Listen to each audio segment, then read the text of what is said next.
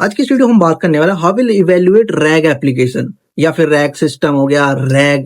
ठीक है, अगर आपसे ये क्वेश्चन कोई पूछ ले, ये one of the most important question होता है एक इंटरव्यूअर का एक कैंडिडेट से पूछने के लिए कि आप किस तरह से एक रैग एप्लीकेशन को इवेल्युएट करोगे। तो आज की इस वीडियो हम बहुत इन डेप्थ समझने वाले हैं, इस डायग्राम से इस फ्लो से समझाऊंगा आपको कि कभी भूल ही नहीं पाओगे। ठीक है, और आप अच्छे से उसको इवेल्युएट करना, आप उसको बता पाओगे। किसी को भी अगर आपसे कोई भी क्वेश्चन पूछ लेता है कि इवेल्युएशन कैसे करें रैग का, तो उसको अच्छे से आंसर दे पाओगे। ठीक है, तो आप जब भी एक रैग को इवेल्युएट करो ना, उसको 5 से 6 सेक्शन में उसको तोड़ दो। ठीक है, कैसे कैसे तोड़ोगे, कैसे कैसे इवेल्युएट करोगे, आपको स्टेप बाय स्टेप बताता हूँ कैसे इवेल्युएट किया जाता है एक रैग को। ओके, जो कि मैंने समझा है।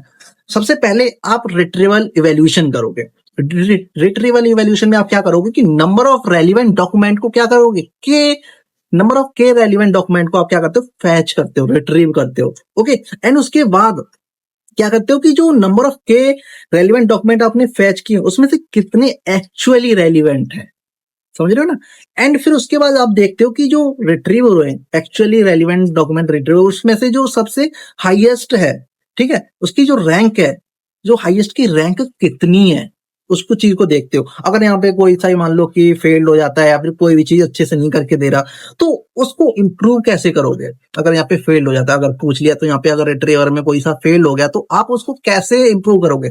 तो यहाँ पे इंप्रूव करने के लिए आप सबसे पहले तो उसको ना एम्बेडिंग देखोगे, एम्बेडिंग को इंप्रूव करोगे, चंकिंग को इंप्रूव करोगे, मेटा डेटा को इंप्रूव करोगे, री रैंक रिजल्ट को यहाँ पे इंप्रूव करोगे। तो इन ये सारी चीज को अगर यहाँ पे कोई सा भी यहाँ पे इवैल्यूएशन यहाँ पे परफॉर्मेंस फेल हो जाती है, तो आप यहाँ पे इस तरह से उसकी चीज को इंप्रूव करोगे। ओके, जैसे ही आपके यहाँ पे पास हो जाते हैं तो आप इसको भेज दो क्या, एक कॉन्टेक्स्ट इवैल्यूएशन के पास।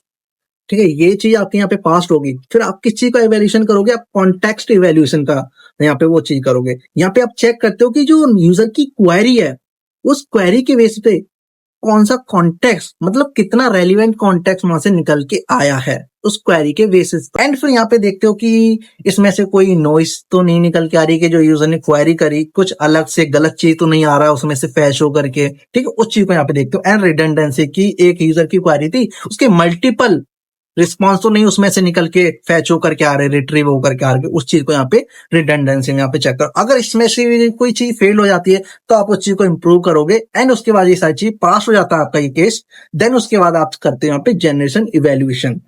ठीक है, फिर उसके बाद जनरेशन इवेल्यूएशन करोगे।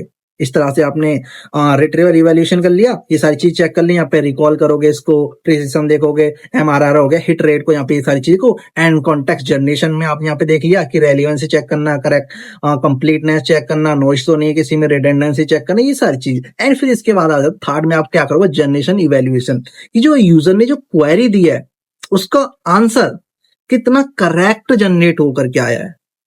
तो उसको देखते हो आप यहाँ पे करेक्टनेस में कि इस आंसर का इस क्वेश्चन का आंसर कितना करेक्ट उसमें से जनरेट हुआ है। ओके, एंड फेथफुलनेस कि जो आंसर जनरेट हुआ है उस कॉन्टेक्स्ट से ही जनरेट हुआ है ना, तो यहाँ पे फेथफुलनेस को देखते हो। एंड ग्राउंडनेस की जो आंसर जनरेट हुआ है अलग से तो जनरेट नहीं कर दिया, उस कॉन्टेक्स्ट में से दिया है ना, यहाँ पे ग्राउंडनेस को भी चेक करते हो। कंप्लीटनेस की जो यूजर ने क्वेरी दी है उस क्वेरी के, मान लो कि अलग अलग क्वेरी, उसी क्वेरी के अंदर क्वेरी भी है, तो उन सभी क्वेरी के एस्पेक्ट्स को, ठीक है, उसने अच्छे से कंप्लीट किया है कि नहीं किया, तो यहाँ पे आप ये भी चीज चेक करते हो। ओके, एंड रेलिवेंसी देखते हो कि जो यूजर की क्वेरी थी तो उसका आंसर है कितना रेलिवेंट जनरेट करके दिया है, वो यहाँ पे रेलिवेंस हैलुसिनेशन तो नहीं कर रहा, कोई भी चीज है। तो यहाँ पे ये सारी चीज को भी यहाँ पे जनरेशन इवेल्यूएशन में ये सारी चीज को यहाँ पे टेस्ट कर रहे होते हो। ओके, एंड अगर फेल हो जाता है तो आप उस चीज को इंप्रूव करते हो, जैसे प्रॉम्प्ट को इंप्रूव करोगे, इंस्ट्रक्शन को यहाँ पे ऐड करोगे, बेटर कॉन्टेक्स्ट प्रोवाइड करोगे, बेटर मॉडल यूज करोगे, यहाँ पे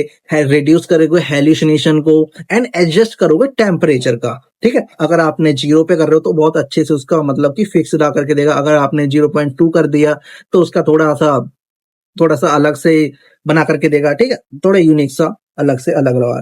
एंड इसके बाद जैसे ये सारी चीज कर देते हो जनरेशन तक, आप फिर उसके बाद आप भेजते हो किसके पास, सिस्टम परफॉर्मेंस के पास। ठीक है, सिस्टम परफॉर्मेंस का आप इवेल्यूएशन करोगे, उसमें एंड टू एंड इवेल्यूएशन होगा। ठीक है, एंड टू एंड इवेल्यूएशन का आप कैसे करोगे, जो यूजर का जो क्वेरी था, क्वेश्चन था, उसका आंसर जनरेट किया है, ठीक है, उससे यूजर कितना सेटिस्फाई है भी या फिर नहीं है, जो आंसर जनरेट करके दिया उसने।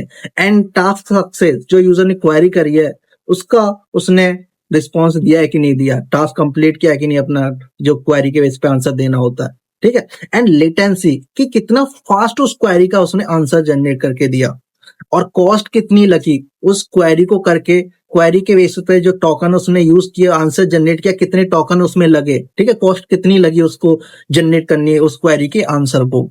एंड रिवर्सनेस मतलब कि जो यूजर क्वेरी कर रहा है उसका आंसर तो दे रहा है, लेकिन अगर कोई डिफरेंट क्वेरी कर रहा है तो उसका भी आंसर सही से दे रहा है कि नहीं दे रहा हो। ठीक है, यहाँ पे ये सारी चीज को यहाँ पे आप एंड टू एंड इवेल्युएशन करोगे। ठीक है, यहाँ पे ये सारी चीज है। और अगर इसमें भी कोई चीज फेल हो जाती है तो आप यहाँ पे पाइपलाइन हो गया, इसको इंप्रूव करना होता है, ऑप्टिमाइज करोगे, अपने प्रॉम्प्ट को इंप्रूव करोगे, कॉन्टेक्स्ट को रिड्यूस करोगे, लेटेंसी को यहाँ पे एंड रिड्यूस करोगे कॉस्ट को। ठीक है, और यहाँ पे और भी डेटा उसको प्रोवाइड कराओगे। ठीक है, ये सारी चीज यहाँ पे 4 स्टेप में आप एक रैक का इवेल्यूशन करोगे। देन आपके ये सारी चीज इवेल्यूशन कर लोगे तो आपका जो रैक है वो प्रोडक्शन में डिप्लॉय करने के लिए रेडी हो जाता है। जब प्रोडक्शन में डिप्लॉय कर दोगे तो अगर आपसे पूछे कि जब आप प्रोडक्शन में एक रैक को डिप्लॉय कर दोगे तो उसका फिर कैसे उसको ट्रैक करोगे, कैसे उसकी मॉनिटरिंग करोगे, तो उसके लिए कुछ फ्रेमवर्क्स होते हैं जैसे कि डीप इवेल हो गया, ठीक है, लैंग स्मिथ हो गया। ये कुछ फ्रेमवर्क्स हैं जिनकी हेल्प से आप उसको ऑनलाइन क्या कर सकते हो, मॉनिटरिंग कर सकते हो, इनकी ट्रैकिंग कर सकते हो इनकी। ठीक है, तो इसमें भी जैसे कि ऑनलाइन जिसको ना दो तरह से होते हैं, जैसे कि अभी ये चीज कर रहे थे, ये इसको तो हम ऑफलाइन कर रहे थे। ऑफलाइन मतलब कि जब डिप्लॉय नहीं किया उससे पहले कर रहे थे, वो ऑफलाइन हो गया। और जब डिप्लॉय कर देंगे तो उसको ऑनलाइन बोलेंगे। ठीक है, तो ऑनलाइन आप उसको कैसे मैनेज करोगे, तो यहाँ पे बहुत सारी चीजें होती हैं। जैसे कि मान लो कि 1 वीक हो गया या फिर मंथली हो गया, उसका डेटा है, उसको एनालिसिस करके कि एक महीने की यूजर ने क्या क्या इससे चैट करी हमारे रैक से और उसका क्या क्या जनरेट किया, उस पर एनालिसिस करना, कितना कहाँ पे गलत था। ठीक है, उसमें जैसे लेटेंसी चेक करना, कितना फास्ट दे रहा था, कितनी कॉस्ट लग रही थी यूजर की क्वेरी के, 1 महीने 2 महीने की जितना भी डेटा है उसके बेसिस पे चेक करना उसको। एंड एरर रेट देखना कि कितने एरर रेट उसके आ रहे हैं, सक्सेस रेट देखना उसके। ठीक है, यहाँ पे ये सारी चीज हेल्यूसिनेशन हो गया। और यहाँ पे बहुत सारी चीज यहाँ पे चेक कर रहे होते हैं, जैसे थंबनेल और थंब डाउन वाले। जैसे आपने चैट जीपीटी ऑप्शन देखा होगा थंबनेल और थंबनेल, जैसे कि अगर आप थंबनेल उस पर क्लिक कर दे तो मतलब कि यूजर सेटिस्फाई, यहाँ पे आपके वो लिए जाते हैं, क्या फीडबैक लिए जाते हैं। ठीक है, कि हमारा एप्लीकेशन सही से काम नहीं कर रहा है कि नहीं, और उसके बेसिस पे वो एनालिसिस करते हैं कि हमारा एप्लीकेशन काम कर रहा है नहीं। और जब बहुत सारे कमेंट हो गए, क्वेरी लॉग्स हो गए, ट्रेंड हो गए, बहुत सारी चीज को यहाँ पे चेक किया जाता है। ओके, और इस सारी चीज को चेक करने के लिए आप यहाँ पे कुछ फ्रेमवर्क्स हैं जैसे कि पॉपुलर फिल्म इवैल्यूएशन फ्रेमवर्क है जो कि यूज किए जाते हैं, जैसे कि डीप इवैल हो गया, लैंग स्मिथ हो गया, रैगास हो गया। इसका कोई फिक्स नहीं है कि इंडस्ट्री में कौन सा यूज किया, लेकिन आने वाले टाइम में जो डीप इवैल है बहुत ज्यादा इंपॉर्टेंट होने वाला है, क्योंकि इसको बहुत ज्यादा प्रीफर करते हैं। ठीक है, इसमें आप एलएलएम एप्लीकेशन होते हैं ना, उसको टेस्टिंग कर सकते हो, हेल्यूसिनेशन चेक कर सकते हो, करेक्टनेस देख सकते हो, रैक इवैल्यूएशन आप यहाँ पे डीप इवैल में कर सकते हो। लैंग स्मिथ में आप जैसे कि ट्रैकिंग करना, उसका एक्सपेरिमेंट करना, डिबगिंग करना, इवैल्यूएशन का, ये सारी चीज के लिए यहाँ पे आप लैंग स्मिथ को यूज कर सकते हो। ठीक है, तो इस तरह से एक रैग एप्लीकेशन को इवैल्यूएशन करते हैं।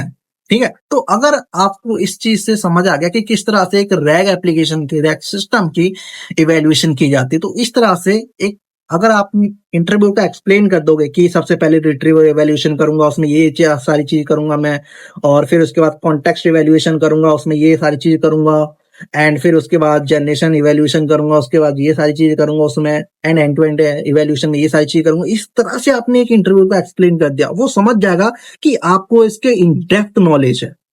ठीक है, तो आज की वीडियो में इतना ही, मिलते हैं नेक्स्ट वीडियो में। ओके।